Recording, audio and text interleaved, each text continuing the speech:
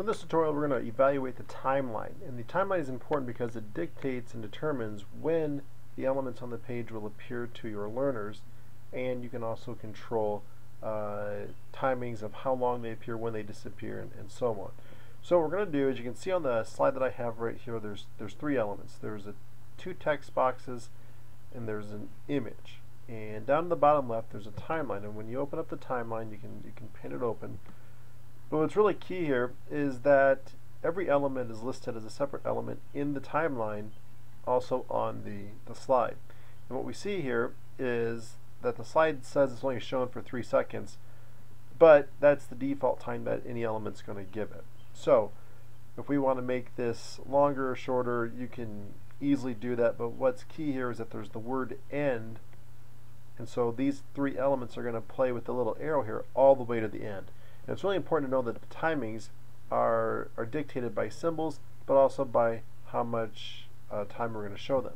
Now if we want to show this slide for, let's say, 16 seconds, that's how much there's going to be. We can take the meter over here and we can scale it up or down so that we can show more or less seconds of any given slide. So we're going to show it at zoomed in at the most that we can get. First thing we're going to do is to control the image or the body of the page or the title of the page. You can see that the titles are given to the appropriate elements. If you were to click on this element and right click on it, we can go to where we control timing. So we can see that on this page, this element of the image is always going to show on the page, and if we want to change that, all we have to do is unclick it, and when we unclick it, it will take away one of the arrows.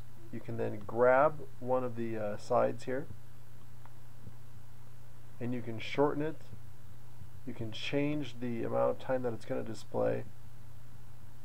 So if we want this to only display between 2 and 4 seconds, we can move it appropriately, change the length of when it's going to display, and so on.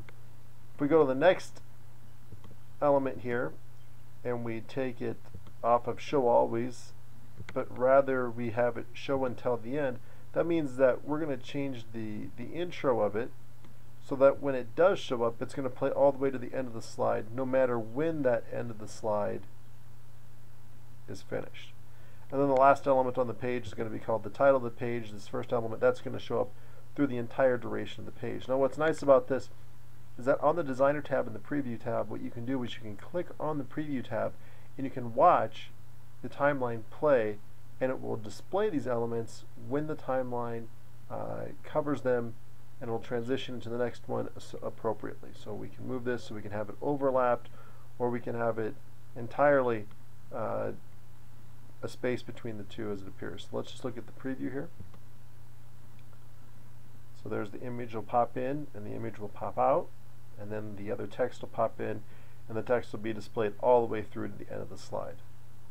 Now if we want to change this up a bit, we can grab one of these, and what I'm going to do here is I'm going to have it so that after the image pops in, the text is going to pop in, and after the text is on the page, we're going to have the image go away. So preview that. So here's the image, there's the text, and then the image is going to go away. So you can add as many elements as you want to this page. It'll keep adding them in the timeline, and then you can use the timeline to control where you want to place them, how long you want to place them for, and if you want to have them disappear once they've played.